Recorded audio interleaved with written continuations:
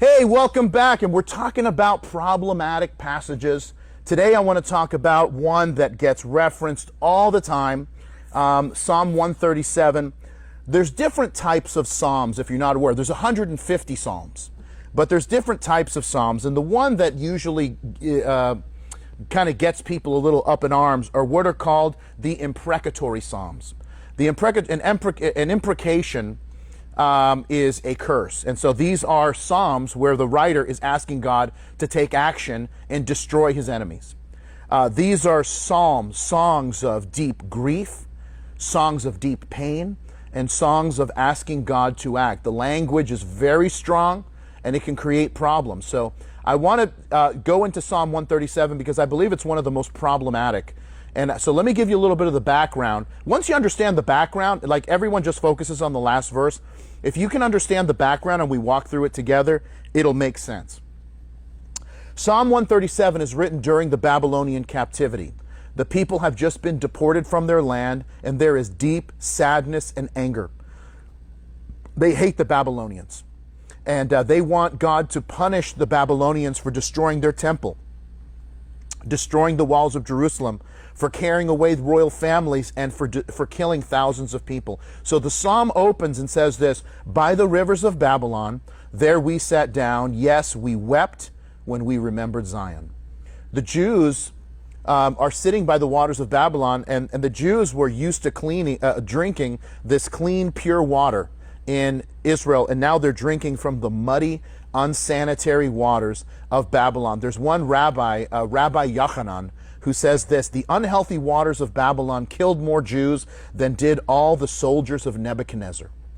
So he goes on in the next couple verses. He says, there on the poplars we sung our harps, for there our captors asked us for songs. Our tormentors demanded songs of joy, and they said, sing us one of the songs of Zion.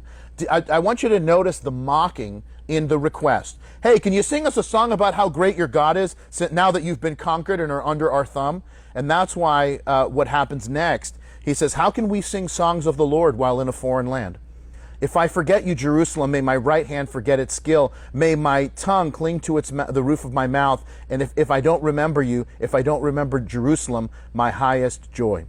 The rabbis teach that when Nebuchadnezzar saw the Levite singers who sang in the temple, he demanded that they sing at a feast for his victory over Jerusalem.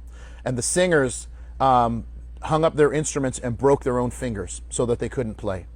And so what they're saying is, we will never forget Jerusalem, that's our home, and we won't be part of any celebration over the victory of the city of our God. He goes on in verse 7, he says, remember, Lord, what the Edomites did on the day that Jerusalem fell. Tear it down, they cried. Tear it down to its foundations. Now, this is echoing something that the prophet Obadiah wrote in his book. Obadiah has this prophecy against Edom, which were the next door neighbors of Israel, around the time of the destruction of the temple in 586 BC. It says this in Obadiah 1, you should not gloat over your brother in the day of his misfortune, nor rejoice over the people of Judah in the day of their destruction, nor boast so much in the day of their trouble.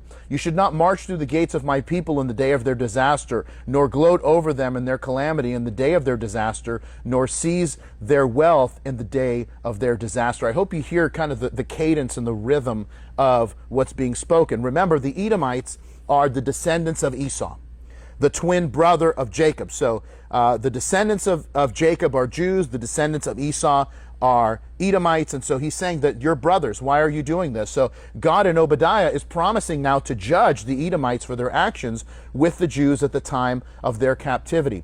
The psalmist is asking God to do the same to the Babylonians. And he says, daughter Babylon, doomed to destruction, happy is the one who repays you according to what you have done to us.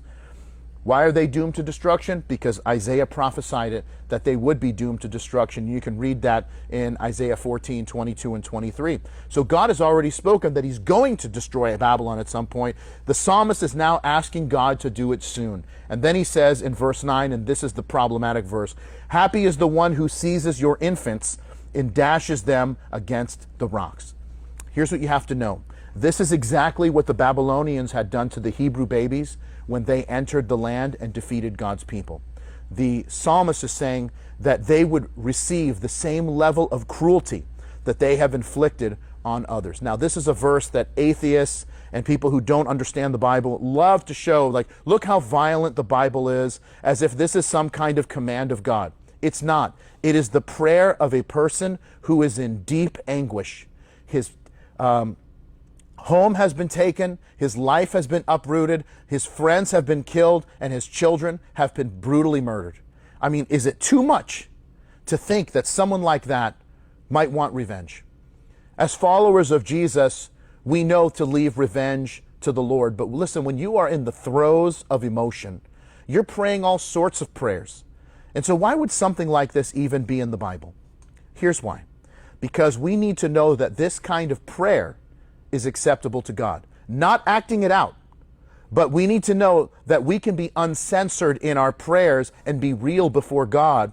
Because if you're upset, listen, tell God about it. If you're angry, tell God you're angry. If you've been betrayed, tell God how it feels. Because that's the only way that you're going to experience healing.